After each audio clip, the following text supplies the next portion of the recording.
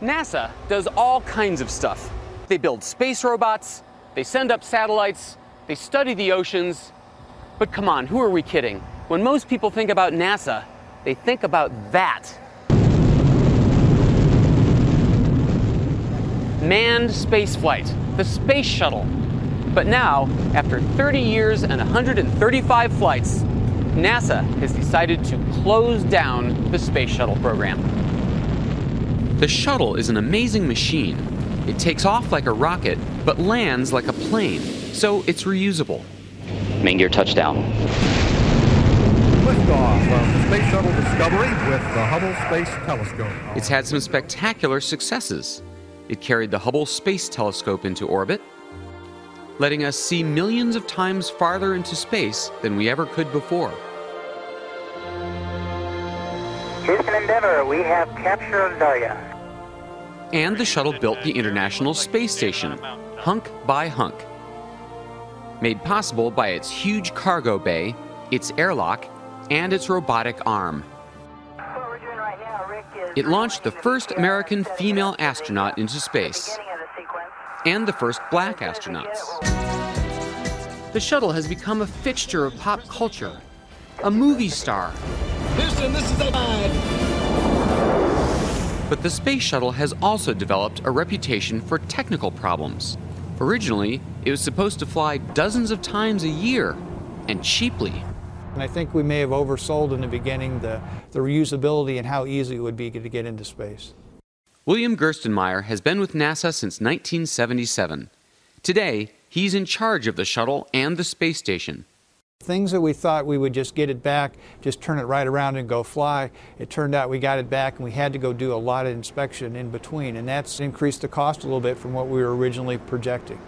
The shuttle isn't some mass-produced SUV. Each one is basically hand-built from hundreds of thousands of complex custom parts. That's one reason it's so finicky.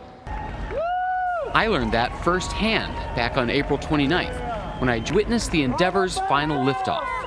Everything seemed to be picture perfect. We were all psyched for that historic moment. Then, 2 hours before blastoff, NASA discovered a glitch and delayed the launch for 2 weeks. Turned out to be a tiny blown fuse. Challenger, go with throttle up. The shuttle's complexity was also responsible for its two far more traumatic failures. The Challenger disaster in 1986 and the disintegration of the Columbia in 2003. Terrible accidents that killed everyone on board.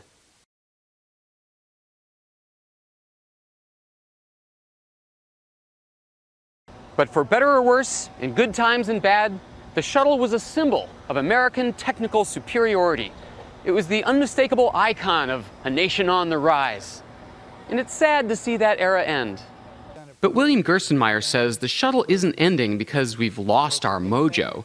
It's because the next missions require different designs to go into deeper space, like the Orion capsule that NASA just unveiled. We need more of a smaller capsule that can take that heat of coming back from those larger destinations with a higher reentry velocity. So we need a smaller, more compact vehicle than the winged vehicle we have today. In the meantime, we're still supposed to be doing research on the International Space Station. But the space shuttle that we used to get back and forth is now retired. So how are we going to get back and forth now? We're going to use the Soyuz spacecraft, which we've been actually using for crew rotations for about the last 2 years. That's right. We're renting seats from the Russians. Discovery, your go for umbilical disconnect. I was actually the pilot or the co-pilot on the Hubble Space Telescope mission in 1990. Now you talk about thrilling missions. Charles Bolden was an astronaut on 4 missions. See you coming up. Okay, Z is minus 538. Today, Bolden is the head of NASA.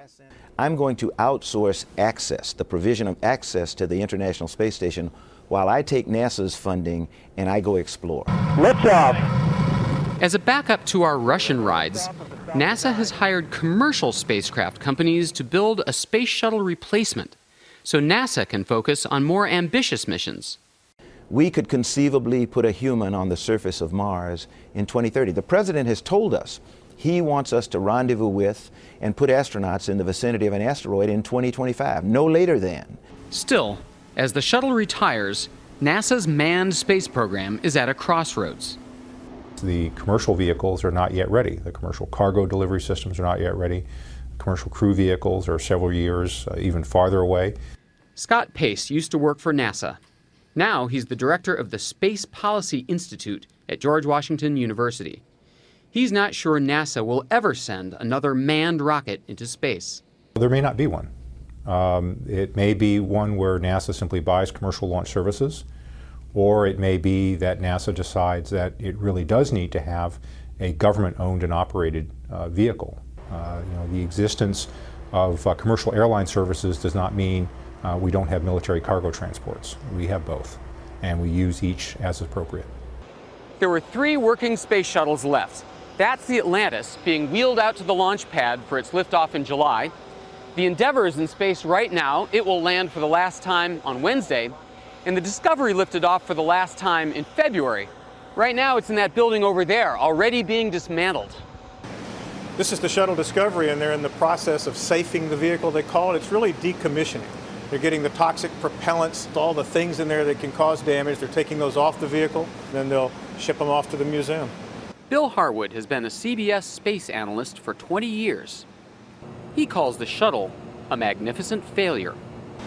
It was a failure in that it didn't deliver on the political promise from the early days of 25 flights a year and low-cost access to space, but it was a magnificent vehicle, and I think everyone's going to miss it when it's gone.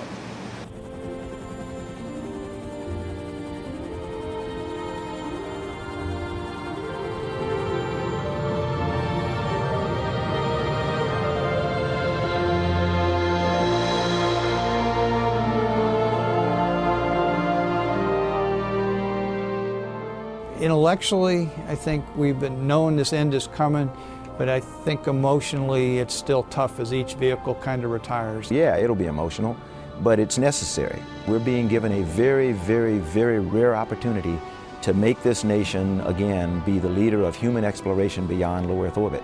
I cannot believe the American public won't say, hey, I want to be a part of that. I want to be living when humans once again travel beyond low Earth orbit. I want my kids to see what I saw, I'll cry, in 1969 when humans walked on the moon. I want my granddaughters to see another human go to another heavenly body. So yeah, I get emotional about that, and I apologize. I totally understand. I do too. Yeah. And maybe that's why, 2 weeks ago, when the Endeavour was finally cleared for takeoff, suddenly all the delays and the glitches didn't seem to matter. So the space shuttle may not be technologically necessary anymore, but it had a huge symbolic value, a poetic, patriotic value, and it's sad to see it end. And now, NASA will retool. It hopes to go where the space shuttle was built to go, onward and upward. 3, 2, and liftoff for the final launch of Endeavour, expanding our knowledge, expanding our lives in space.